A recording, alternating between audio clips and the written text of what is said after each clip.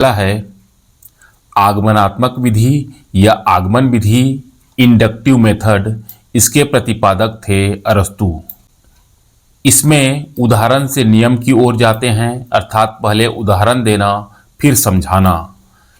स्थूल से सूक्ष्म की ओर, विशेष से सामान्य की ओर, ज्ञात से अज्ञात की ओर, मूर्त से अमूर्त की ओर, नीचे से ऊपर की ओर, बॉटम टू टॉप अप्रोच। आगमन विधि के गुण को देखते हैं तो यह वैज्ञानिक विधि है। इसमें अर्जित ज्ञान प्रत्यक्ष तथ्यों पर आधारित होता है। यह छात्र केंद्रित विधि है। इसके द्वारा बालक को स्वयं कार्य करने की प्रेरणा मिलती है, अर्थात करके सीखो। ये छोटी कक्षा के लिए होती है आगमन विधि।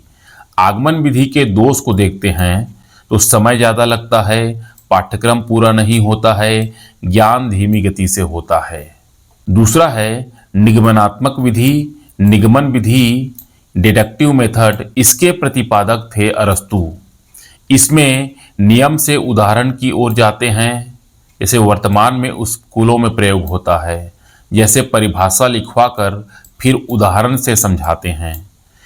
सूक्ष्म से स्थूल की ओर, सामान्य से विशेष की ओर, अज्ञात से ज्ञात की ओर, अमूर्त से मूर्त की ओर, ऊपर से नीचे जाना, टॉप टू बॉटम अप्रोच। निगमन विधि के गुण को देखते हैं तो इससे समय की बचत होती है, अधिक प्रश्न हल करवाए जा सकते हैं। बार बार अभ्यास के लिए यह विधि लाभप्रद है। सिद्धांत से उदाहरण की ओर, शिक्षक केंद्रित विधि, अध्यापक निगमन विधि का प्रयोग ज़्यादा करते हैं। निगमन विधि के दोष को देखते हैं तो इससे रटने की प्रवृत्ति विकसित होती है, अपूर्ण ज्ञान, वैज्ञानिक दृष्टिकोण विकसित नहीं हो पाता। संश्लेषण विधि, इसके प्रतिपादक हैं हेनरी एडवर्ड आर्मस्ट्रॉन्ग। इसके प्रमुख गुण हैं एक साथ करना, विभिन्न अंशों को मिलाना, ज्ञात से अज्ञात की ओर। इसमें किसी समस्या या गतिविधि के छोटे छोटे भागों को जोड़ते हुए समस्या का हल किया जाता है। छोटे छोटे तथ्यों तथा आंकड़ों को एकत्र किया जाता है। बालकों में केवल स्मृति का विकास होता है। आगमन विधि और संश्लेषण विधि दोनों में ज्ञात से अज्ञात की ओर जाते हैं। अगला विधि है विश्लेषण विधि। इसके प्रतिपादक हैं हेनरी एडवर्ड आर्मस्ट्रॉन्ग।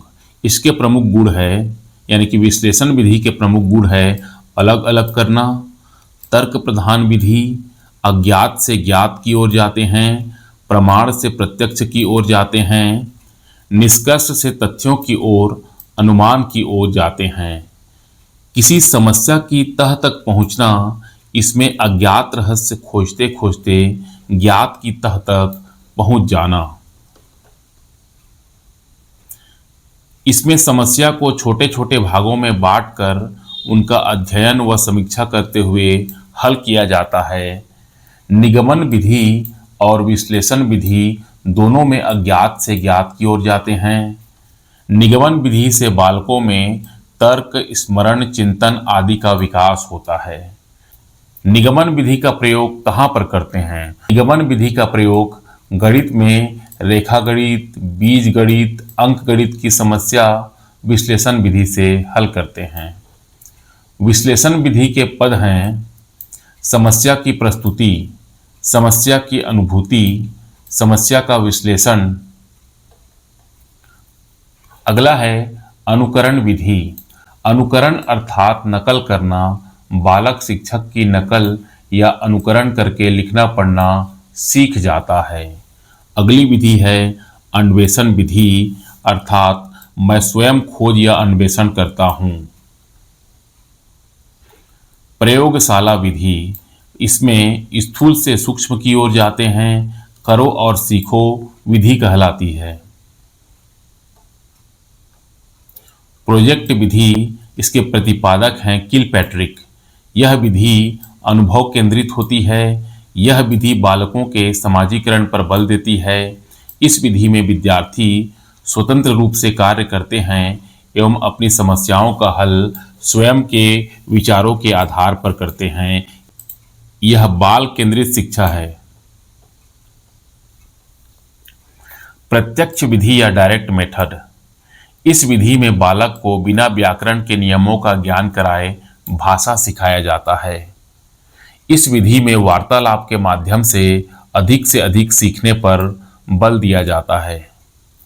डाल्टन विधि, इसके प्रतिपादक हैं हेलेन पार्खस्ट। इसमें शिक्षक द्वारा बालकों को कुछ निर्धारित असाइनमेंट दिए जाते हैं, जिन्हें बालकों को दिए हुए समय के भीतर करके देना होता है। या मॉन्टेसरी, जो कि इटली की थी, यह 2.5 से 6 वर्ष तक के बालकों के लिए है। भाषा संसर्ग विधि, व्याकरण शिक्षण की विधि विभिन्न रचनाओं के माध्यम से।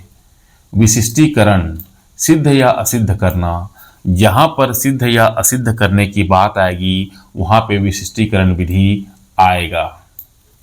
व्यापकीकरण, किसी एक कार्य में निपुण होना तथा उसी तरह के दूसरे कार्य का निष्पादन करना। यदि कोई दाल पकाना जानता है तो वह उसी तरीके से प्रेशर कुकर का इस्तेमाल करके अन्य दालों को भी पका सकता है। बीजगणितीय सूत्र का अधिगम व्यापकीकरण है। किसी चतुर्भुज के चारों कोणों का योग 360 डिग्री होता है, यह सोचना व्यापकीकरण कहलाता है। अवधारणात्मक ज्ञान, अवधारणा की समझ होने पर बच्चे हल करने की प्रक्रिया स्वयं ढूंढ सकते हैं। तर्क, 2 विषम संख्याओं का योग एक सम संख्या है, इस तरह से बात करना तर्क कहलाएगा।